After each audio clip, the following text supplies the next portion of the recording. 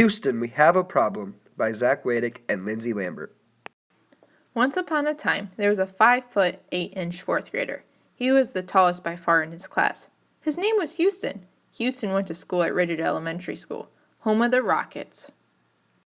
One day, Houston was walking the halls of Rigid Elementary School instead of being in class, when he just so happened to walk by Mr. Space, the basketball coach.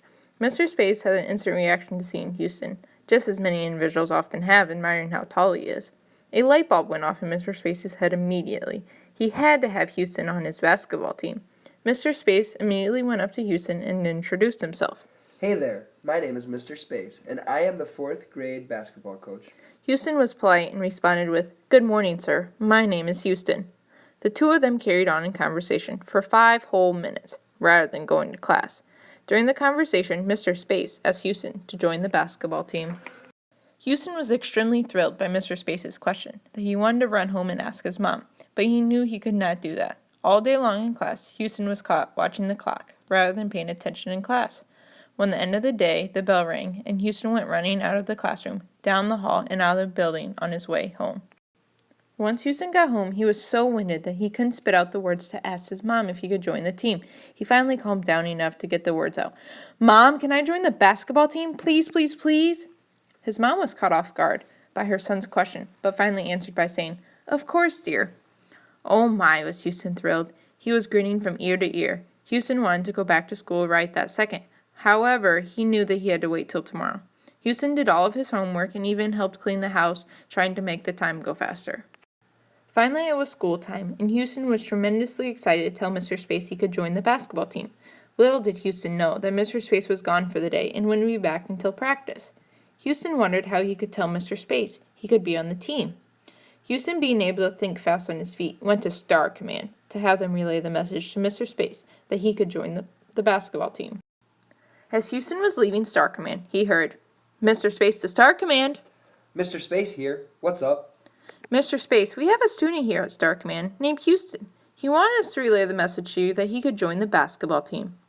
Mr. Space was thrilled to hear this information. Later that day, the final bell had rung again, but this time, instead of running out of the room and going home, Houston ran straight to the gym. Mr. Space was waiting for Houston at the door of the gym. He talked to Houston for a while, telling him about the practice times and handing him a schedule. Then Mr. Space told Houston to go get ready for practice. Houston looked at him puzzled. Mr. Space had seen this look many times from his players. He told Houston to go change into his gym clothes and he could wear those for practice tonight. Houston ran to the locker room and got dressed really, really fast. That day was the last day Houston did not bring their appropriate clothes for practice.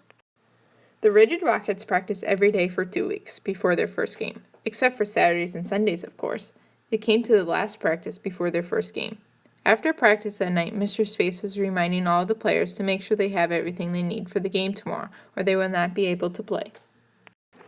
The next day of school had come and gone. It was now time for the players to get ready for their game. Houston did as he has done every day and ran to the locker room to get dressed for the game. First, he put his jersey on, but on backwards, because that's how excited he was for the game. After his jersey was on the correct way, he then put on his socks. Mr. Space came in to get the boys for warm-ups. He gave them a few directions about the game and sent them out to warm up. All the boys went running out of the locker room and onto the basketball court. Warm-ups were nearly 3 minutes into the 20 minutes the teams got to warm up. At this time, Mr. Space noticed something odd. Houston was sliding and slippering with every step he took.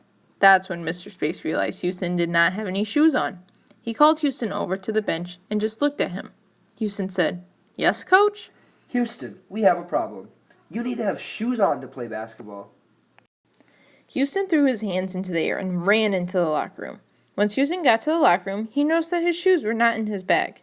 Houston was definitely panicked now because he did not know what to do. Mr. Space told Houston it will be okay and told him to wait. Houston did just that as Mr. Space ran to Star Command quick and had them call Houston's mom to bring the shoes for the game. However, Houston's parents did not answer the phone. Mr. Space returned to the gym and confronted Houston. Houston, we have a problem, said Mr. Space. Just then, he sees Houston's eyes grow big. The next thing that he knew, Houston was running across to the other side of the basketball court. He yelled, "Houston, what are you doing?"